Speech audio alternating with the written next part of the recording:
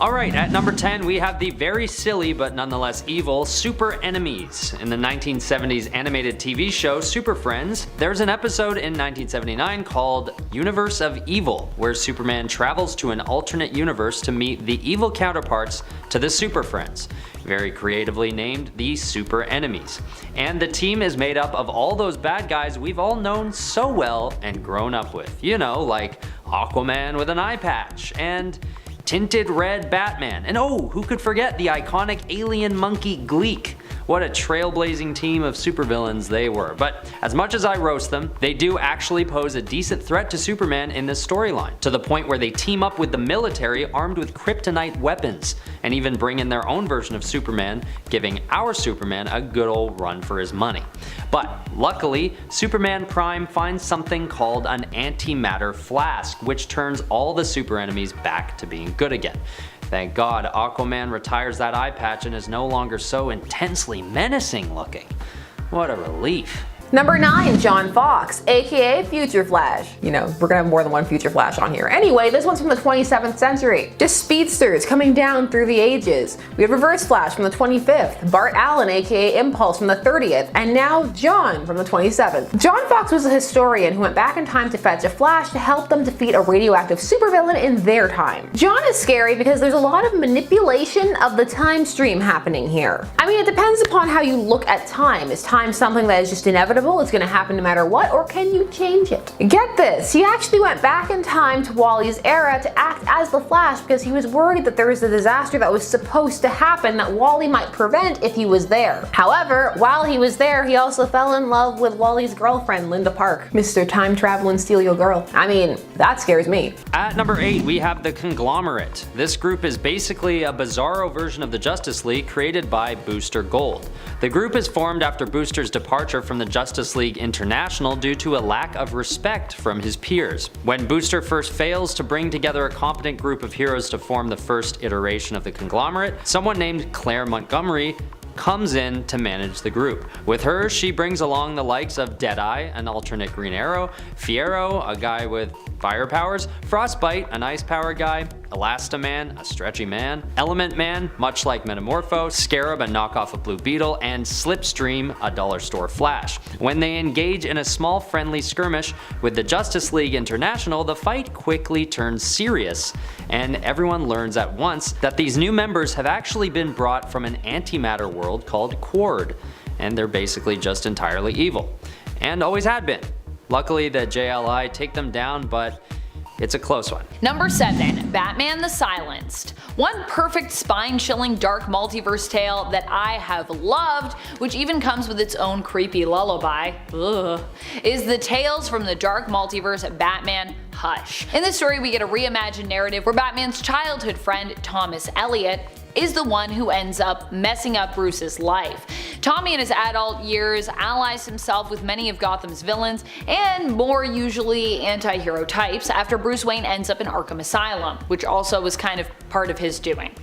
However, Bruce isn't quite as checked out as he's been pretending to be, and he ends up escaping in order to get revenge and taking up the mantle of Batman the Silenced, an alternate version basically of Hush, and of course an alternate version of Batman. Alright, at number 6 we have the Justice Lords. Appearing in the animated series Justice League in the episode titled A Better World, this evil team is led by a radicalized Superman. Radicalized because he witnesses Lex Luthor murder the Flash and threaten nuclear war. So, Superman decides he'd abandon the typical hero's code of conduct and kill the bald tyrant himself. And in this alternate universe, Lex Luthor isn't just some super rich supervillain working away in hiding, he's actually worked his way to becoming the President of the United States. So, after his death, there is a power vacuum to be filled. And who would be better rulers than this evil alternate Justice League? No one. They didn't think so anyway, so they take over and put in place a totalitarian government with the justification being that they are protecting humanity from itself. And they start calling themselves the Justice Lords, which, I mean, you should sort of know you're the bad guys when the word Lord is in your title. Luckily, the real Superman is able to catch on and take them out of power before anything goes too far. Number 5, Injustice League. Okay, so we have the Crime Syndicate of America, but there was also a team of villains put together to fight that team of villains.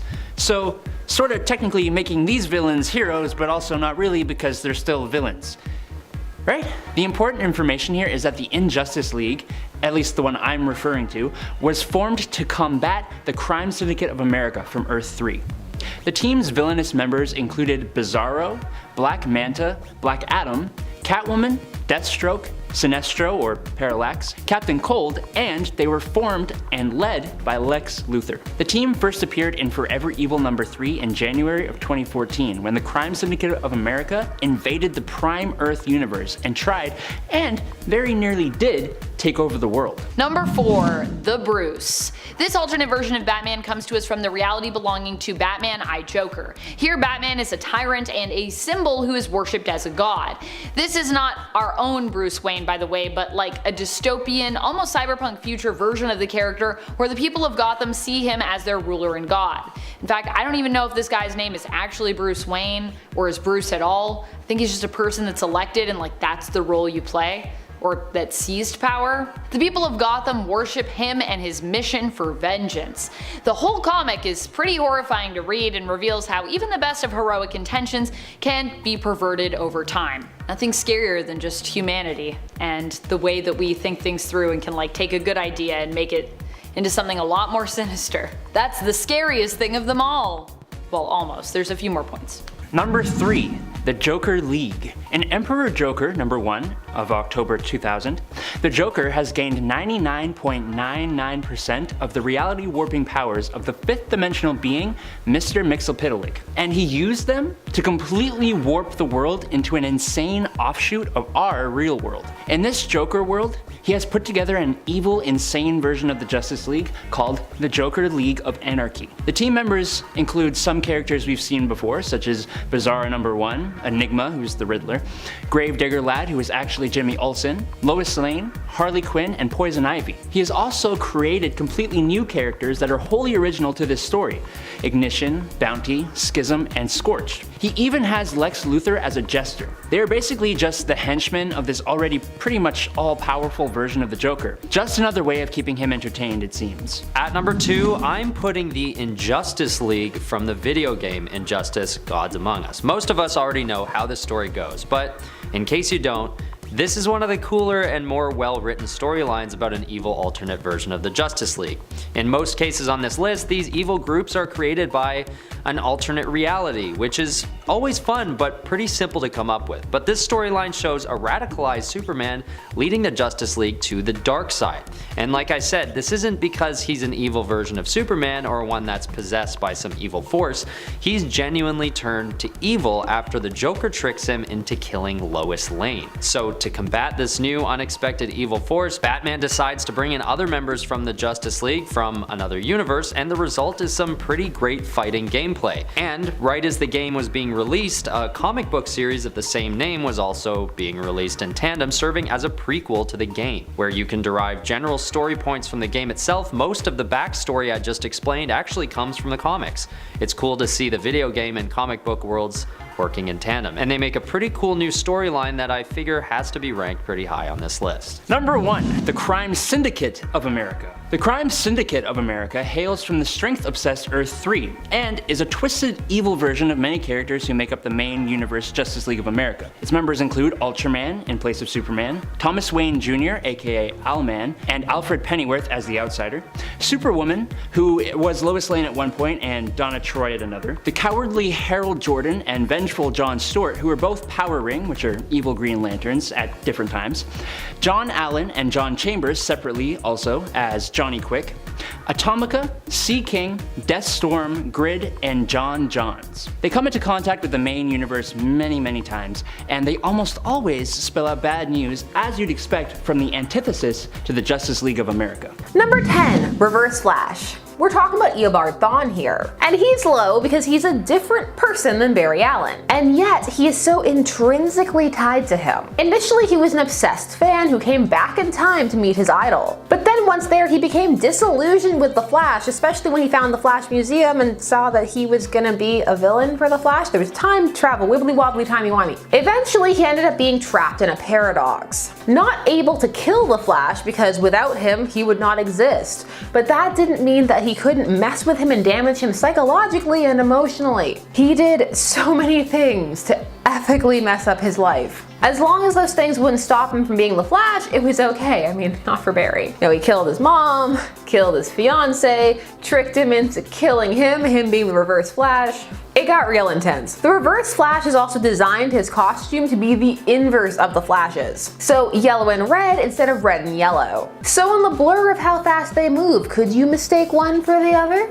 Maybe, I don't know, I've never seen anything go that fast. The Reverse Flash's Thawne debuted in The Flash number 139 back in 1963. Number 9. Justice League of Assassins. Unfortunately, this evil Justice League didn't stick around too long. Being first introduced in Superman Volume 4, number 15 in March 2017, the Justice League of Assassins on Earth 14 were a group of augmented, mostly non-superpowered soldiers led by the obviously powerful Superman. The team was made up of Wonder Woman, Aquaman, Flash, Batman, Harley Quinn, and Green Lantern. With the exception of Superman, their powers relied mainly on weapons and technology, but primarily they used advanced firearms. Ultimately, they were all slaughtered, with this Superman being kidnapped by Prophecy, which is a shame, because this team looked super cool and they seemed to inhabit a pretty dark and grim looking post-apocalypse. Could have been very interesting. Number 8. Dark Flash. Dark Flash comes from a parallel Earth where up until a certain point his life was just the same as Wally West's. All was going the same up until the battle with Cobra. Now in the main universe, Linda Park was threatened and Wally was able to save her. Piece of cake, I mean not really, but he did it. However, on this alternate Earth, Wally was not able to do that and his Linda died. After this, he becomes a dark and brutal anti-hero, killing villains and carrying out his own brand of justice. That is until, while crossing parallel dimensions as you do, he comes across an alternate version of Wally and Linda, and he tries to take Wally's place. Just people trying to take Wally's life. Linda must be amazing because people are willing to just destroy the space-time continuum to be with her. Time travel, not even once. Number 7. Lady Savage, aka Ivana Molotova. She was created by Russian scientists who were amazed at the powers of the Flash and they wanted to recreate it. So they ended up making a serum that they would test on children. She was one of them. She would also go by the name Christina, potentially to make it easier for readers. It was 1987, but it might also just have been for her covert code operations. Her and her siblings were eventually betrayed by the Manhunters, and she would end up being sold to Vandal Savage, hence why she would take on the name Lady Savage. Also, for a time it looked like Vandal Savage had killed the Flash, and so he gave her one of his costumes, and at that point she adopted the name Lady Flash. She would eventually have a change of heart and a redemption arc, and the Flash would tell her to keep the costume because she'd earned it. What's scary about this? The child experimentation? The being brought up and brainwashed to do the bidding of others? Fast speedsters put under the control of Vandal Savage? Pretty scary. Number 6. Black Lantern Flash. If you want to get technical, or I guess more accurate, Black Lantern Reverse Flash. During the Blackest Night event, Black Hand would become the leader of the Black Lanterns and wielder of the Black Lantern rings. He would use them to raise a core of the undead, so zombies. It would force the DC heroes to face off against their dead enemies and friends. It was a massive crossover event that had years of build-up. And at the end of it, most of the characters who had been dead were resurrected. So not only did they have to contend with a zombified Reverse Flash, at the end of it, he was alive again. Oh joy. Thanks a lot, White Lanterns. Comics are always trying it with zombies since the massive success of Marvel Zombies. How do you feel DC has done? Do you like The Blackest Night, or do you feel like Deceased was a better showing? Number 5. The Black Flash. The Black Flash made his first full appearance in The Flash number 141. And when the Black Flash first appeared, he was the Grim Reaper for speedsters. Death, the only being fast enough to catch, well, the fastest man alive and all of the other people who use the Speed Force. It was said that before Flash died, he would see the Black Flash. The question was, had the Black Flash always existed, or had he been brought into being by these people who were tapping into the Speed Force? There's something terrifying about a force faster than the eye can see just waiting to hunt you down. Because I could not stop for death, he kindly stopped for me. Scary poems. At number 4, we have the Injustice Syndicate. I know, lots of groups with Syndicate and Injustice in their names. Well, that's because this evil version of the Justice League actually exists as a sort of combination between the Injustice League and the Crime Syndicate, both of which are included in this list respectively. Appearing in Batman the Brave and the Bold, in the episode called Deep Cover for Batman, Batman manages to travel to their evil dimension and infiltrate their operations disguised as Owlman. He sees that this group comprises of an evil version of himself, along with other evil alternate versions of other heroes he knows and works with. While eavesdropping, Batman learns of their plans to, destroy other universes entirely, which of course he feels is something he needs to put a stop to. And it can't wait, naturally. So he decides to take all of them on himself, and because he's Batman, and it is his TV show after all, he wins. Those universes can thank him later. Number 3, Godspeed.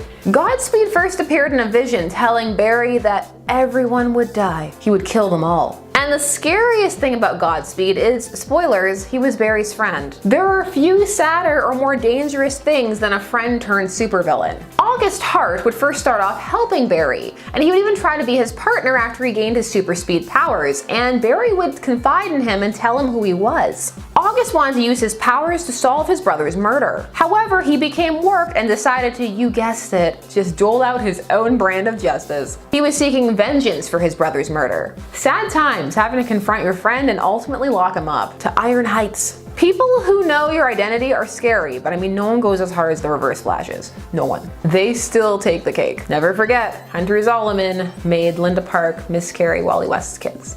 That's a thing that happened. Number 2, Nemesis. Nemesis is probably one of the most brutal Batman alternates we've ever encountered.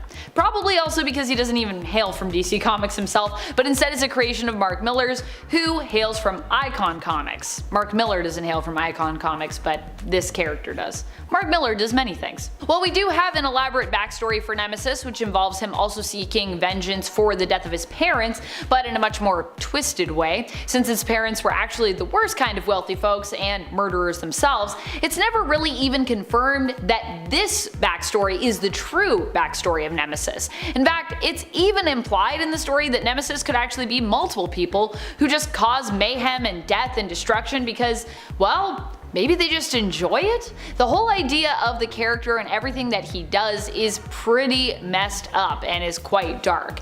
Nemesis provides a much more villainous take on the idea of vigilantes and how motivation can mess you up, or alternatively, how you really don't even need motivation to become a messed up and brutal vigilante in the first place. Also power.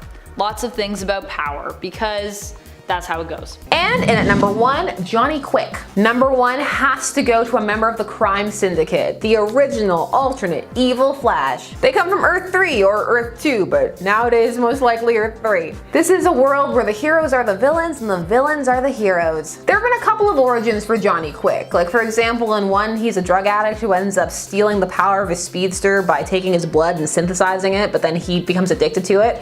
However, the version that most people are most likely familiar with is the one who was always a thief and while robbing Star Labs ended up getting into the same type of accident that created the Mainverse Flash, so covered in chemicals, struck by lightning. After this, he decided to just continue on with his crime spree along with his girlfriend who had also gained powers in the incident, who called herself Atomica. So he would join the Crime Syndicate and just wreak havoc on the world. Johnny Quick is just bad. No dead sidekicks, no pathos, he's a criminal and he likes it. And that's definitely worthy of a number 1 spot. Number 10, Reverend Bruce Wayne. Reverend Bruce isn't particularly scary to begin with, but the world he comes from and the fight he fights is definitely scary. This is a version of Batman who isn't just taking up the mantle to fight his parents' killers and rid Gotham of crime, but instead is attempting to fight against a whole political and societal system.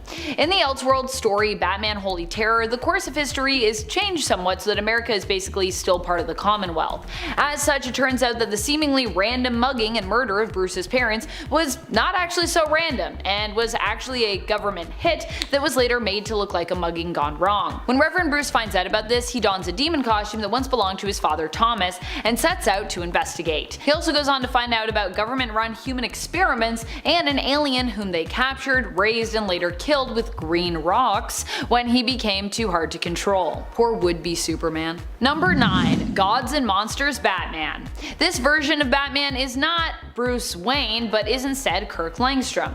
In this reality, there is no Bruce Wayne to take up the mantle, and so Kirk ends up with the name himself. Not because he was inspired by a bat smashing through a window, of course, but because he is kind of actually part vampire bat.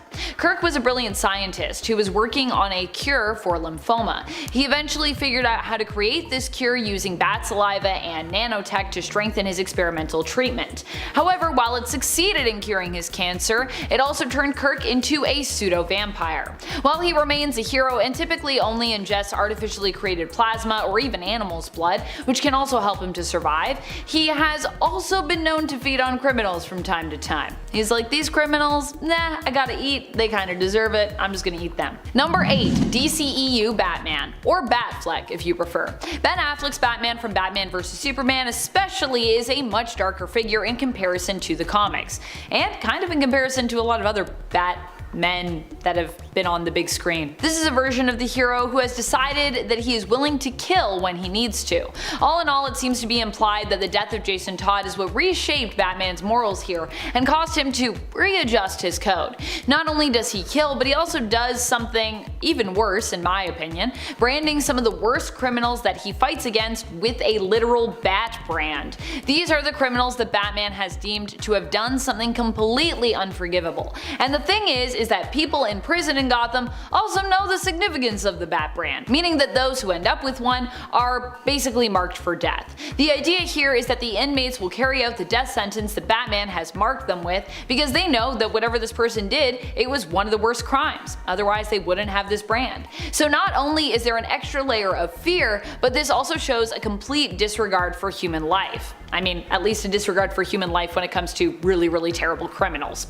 Batman wants these criminals to live in fear, and he doesn't care what happens to them in prison. In fact, he kinda hopes that they end up dead. Number 7. SQUADRON SINISTER. This isn't so much an evil alternate Justice League as this team actually appears in the Marvel universe. But I'm gonna count it because I'm just stubborn like that.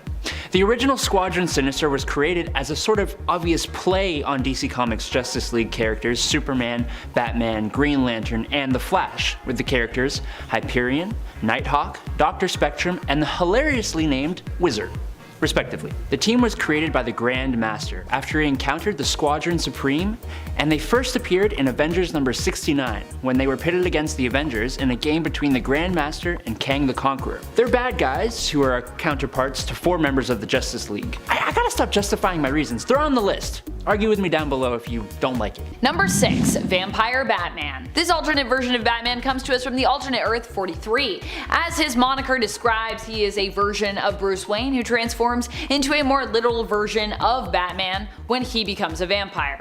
Batman. Get it? Cause vampire bats. Oddly enough, this is also not the only version of Batman in the multiverse that also happens to be a vampire, as you already know, because we talked about Gods and Monsters Batman as well, who's also a vampire. Despite being a vampire on Earth 43, Bruce still fights on the good side, fighting against his vampiric urges to feed on human blood. At least, initially he fights against them. At one point, Vampire Bats asks Alfred to stake him in order to prevent him from giving in to his bloodlust, after he seemingly killed the Joker by draining him of all of his blood. However, a stake through the heart doesn't actually kill Batman here, but simply leaves him in a coma. Months later, Gotham is in a pretty bad place without Batman's presence, and Alfred is forced to awaken him in hopes that Gotham will once more have a savior. Batman does go about taking out criminals, but in a very vampiric way, creating a bloodbath as his time staked and his bodily decay has resulted in the loss of his sanity.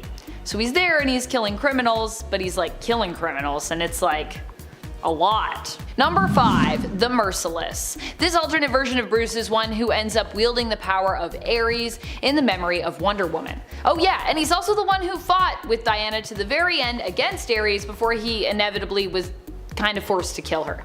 Or forced in his eyes, but in our eyes we're like, Bruce, don't do that. Don't do it. This alternate version of Bruce Wayne, aka Batman, hails from the dark multiverse of Earth at -42 and is one of the Batman Who Laughs Dark Knights. To me, he represents Bruce's obsession with power and symbolizes what could very well happen if this was left unchecked. Bruce here loved Diana, but still ended up betraying her because he knew that she would not allow him to keep the power of Ares for himself and that she would rather destroy such power.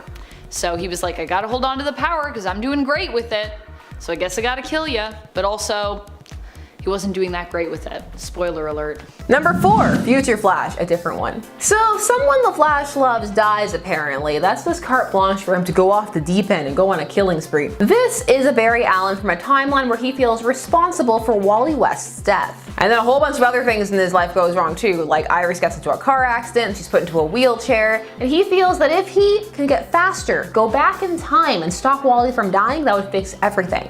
But how to get faster? Why, by killing his rogues and amassing energy and all kinds of other villainous things. Of course, this jaded outlook puts him on a collision course with the main verse Flash. And what's scarier than seeing a dark mirror version of yourself, just having to wonder if the same things had happened, would you be that person? Dark, dark thoughts. Number 3, Murder Machine. Murder Machine is an alternate version of Bruce Wayne who hails from the dark multiverse reality of Earth -44. Here Bruce Wayne turns to his friend and colleague Cyborg for help, building an AI to supplement Alfred after Bruce's longtime friend, butler, and father figure is tragically murdered. However, this AI is programmed to protect Bruce at all costs, which ends up leading the Alfred Protocol, as it's named here, to take over Bruce, replacing his human body with a mechanical, indestructible, and immortal one, turning Bruce into the murder machine. The Alfred Protocol, which Bruce is now fully merged with, also takes away Bruce's ability to feel fear or sadness. I think you know where this is going. It's not going to a good place. In the end, it labels everyone a threat to Bruce and helps him to kill all those who could potentially harm him, including the entire Justice League. Pretty bleak stuff. Number 2, Red Death. That's right, it's a Dark Knight's Metal reference that is not number 1. Dark Knight's Metal showcased the Dark Multiverse, a series of negative Earths where things were dark and had gone wrong. Ignore those other positive Earths where that had happened too. Now we have negative Earths. Because never forget, negative numbers are bad and should feel bad. I'll never forget one vid I made a joke based on that meme that was popular at the time, like me, an intellectual, and I made it in reference to a ship because that's what we were talking about, and someone didn't get the joke and got super triggered and thought that I genuinely thought I was an intellectual because of that ship, and they spent months on every video commenting that I was a terrible narcissistic person. It was just like, wow, I wonder what it's like to miss a joke that badly.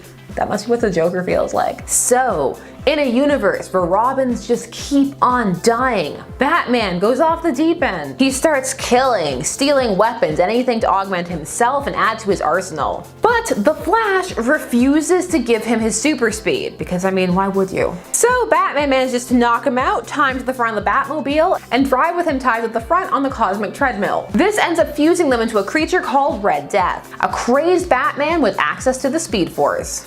Pretty scary. Number 1, Batman Who Laughs. Obviously one of the darkest and scariest alternate versions of Batman out there has to be the Batman Who Laughs. This version of Batman is actually like an amalgamation of Joker and Batman, but he is ultimately an alternate of Bruce Wayne, because he is Bruce Wayne, so a little more Bruce really than Joker in the end. He used to fight crime as Batman, but one day Joker took things too far and caused Batman to snap. And not just snap internally, but externally as well, when he actually snapped Joker's neck, killing him.